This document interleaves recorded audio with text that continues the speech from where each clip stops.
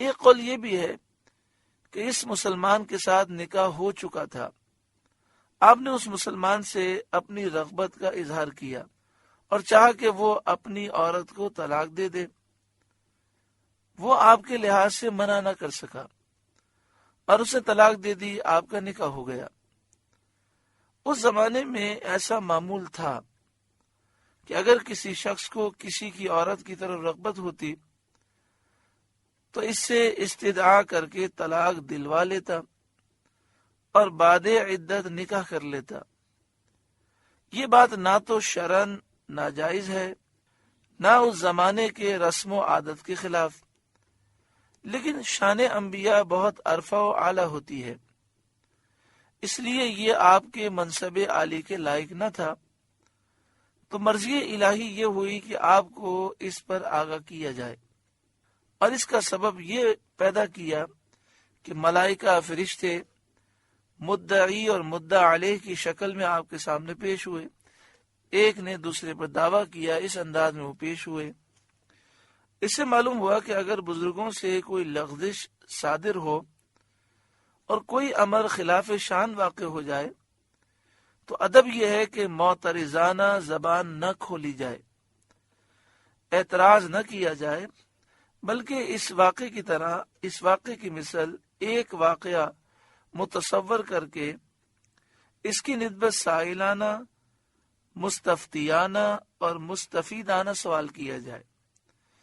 یعنی اللہ کے نیک بندے سے، بزرگ سے کوئی لغزش ہو جائے تو اعتراض کی زبان نہ کھولی جائے، بلکہ سوال کے انداز میں اور فیض لینے کے انداز میں سوال کیا جائے اور ان کی عظمت و احترام کا لحاظ رکھا جائے۔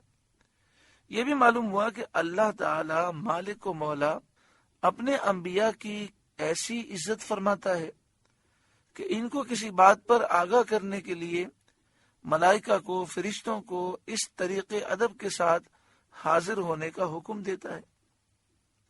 یہاں پر یہ بھی سمجھ لیں کہ انبیاء علیہ السلام معصوم ہیں، ان سے گناہ نہیں ہو سکتا، تو یہ حضرت داؤد علیہ السلام کا یہ معاملہ، حضرت داؤد علیہ السلام کے لیے یہ کام کرنا گناہ نہیں تھا، لیکن چونکہ آپ کی شان بہت بلند و بالا تھی تو آپ کی توجہ اس طرف دلائی گئی۔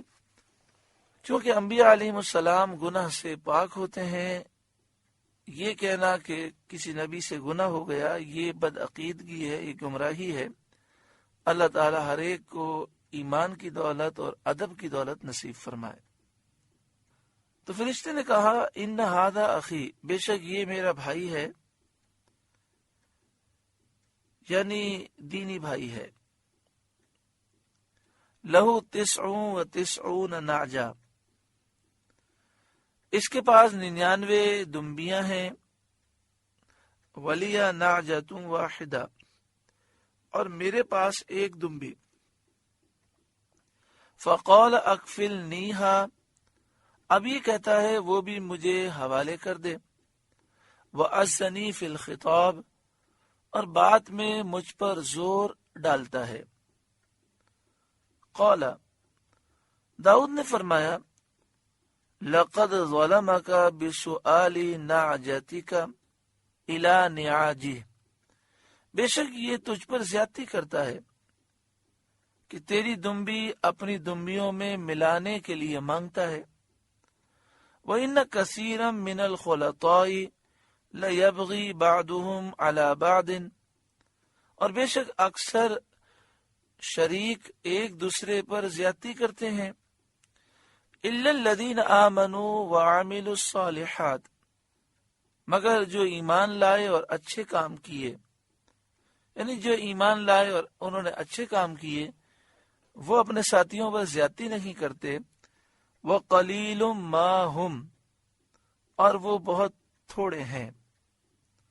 حضرت داؤد علیہ السلام کی گفتگو سن کر فرشتوں میں سے ایک نے دوسرے کی طرف دیکھا اور تبسم کر کے مسکرا کر وہ آسمان کی طرف روانہ ہو گئے۔ وَظَنَّ داود، اب داؤد سمجھے، انما فتناہ، کہ ہم نے یہ ان کی آزمائش کی تھی، اور دمبی ایک کنایا تھا جس سے مراد عورت تھی، کیونکہ 99 بیویاں آپ کے پاس ہوتے ہوئے ایک اور بیوی کی آپ نے خواہش کی تھی، اس لیے دمبی کے پیرائے میں سوال کیا گیا۔ جب آپ نے یہ سمجھا فاستغفر ربہ، تو اپنے رب سے معافی مانگی۔ اب سوال یہ ہے کہ جب یہ گناہ ہی نہیں تھا اور انبیاء گناہوں سے پاک ہیں، تو پھر حضرت داؤد علیہ السلام نے معافی کیوں مانگی؟ بات یہ ہے کہ اللہ تعالیٰ کی جو نیک بندے ہیں گناہوں سے پاک ہونے کے باوجود بھی استغفار کرتے ہیں، اور جب وہ استغفار کرتے ہیں تو ان کے درجات بلند ہوتے ہیں۔ بعض چیزیں ایسی ہوتی ہیں کہ جو حرام نہیں ہوتی، ناجائز نہیں ہوتی، لیکن اللہ والوں کی شان کی بلندی کی وجہ سے انہیں اس سے روک دیا جاتا ہے۔ یہاں بھی ایسا ہی معاملہ ہے۔ فاستغفر ربہ، تو اپنے رب سے آپ نے معافی مانگی۔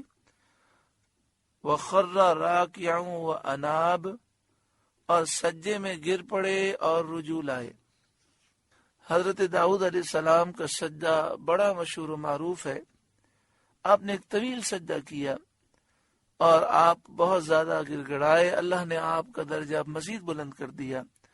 اللہ ان کے صدقے میں ہمیں بھی سجدوں کی لذتیں نصیب فرمائے۔ آگے ارشاد فرمایا فغفرنا لہ ذالک، تو ہم نے داؤد کو یہ معاف فرما دیا۔ وَإِنَّ لَهُ عِندَنَا لَزُلْفَىٰ وَحُسْنَ مَآبٍ، اور بے شک ان کے لیے ہماری بارگاہ میں ضرور قرب اور اچھا ٹھکانہ ہے، یعنی انہیں ہماری بارگاہ میں قرب کی منزل حاصل ہے اور ان کے لیے اچھا ٹھکانہ ہے۔ یا داود، اے داود، انا جعلناک خلیفۃ فی الارض، بے شک ہم نے آپ کو زمین میں نائب کیا، مخلوق کی تدبیر پر آپ کو مامور کیا اور آپ کا حکم ان میں نافذ فرمایا۔ فاحکم بین الناس بالحق، تو لوگوں میں سچا حکم فرمائیے، حق کے ساتھ فیصلہ فرمائیے۔ ولا تتبع الہوی، اور خواہش کے پیچھے نہ جانا۔ فیضلک عن سبیل اللہ، کہ آپ کو اللہ کی راہ سے بہکا دے گی۔ انبیاء علیہ السلام کے واسطے سے خطاب ان کے امتیوں کو ہوتا ہے بسا اوقات، تو یہاں ہر قرآن پڑھنے والے کے لیے درس ہے کہ جب بھی فیصلہ کیا جائے حق کے ساتھ ہو، اور کبھی خواہشات کے اوپر چل کر فیصلہ نہ کریں، کیونکہ خواہشات انسان کو اللہ کے راستے سے دور کر دیتی ہیں۔ شریعت کے مطابق فیصلہ ہو۔ ان الذین یضلون عن سبیل اللہ، بے شک وہ جو اللہ کی راہ سے بہکتے ہیں، گمراہ ہو جاتے ہیں، لہم عذاب شدید بما نسوا یوم الحساب، ان کے لیے سخت عذاب ہے اس پر کہ وہ حساب کے دن کو بھول بیٹھے اور اس وجہ سے ایمان سے محروم رہے۔ اگر انہیں حساب کے دن کا یقین ہوتا تو دنیا ہی میں ایمان لے آتے، تو جب وہ حساب کے دن کو بھول بیٹھے تو اس وجہ سے یہ ایمان نہ لائے اور انہوں نے اپنی زندگی برباد کی اور آخرت میں عذاب کے یہ مستحق ہوئے، آخرت میں ان پر عذاب ہوا۔ سورہ صاد کا دوسرا رکوع مکمل ہوا۔ اللہ تعالیٰ اس رکوع کے نور سے ہمارے قلوب کو روشن منور فرمائے۔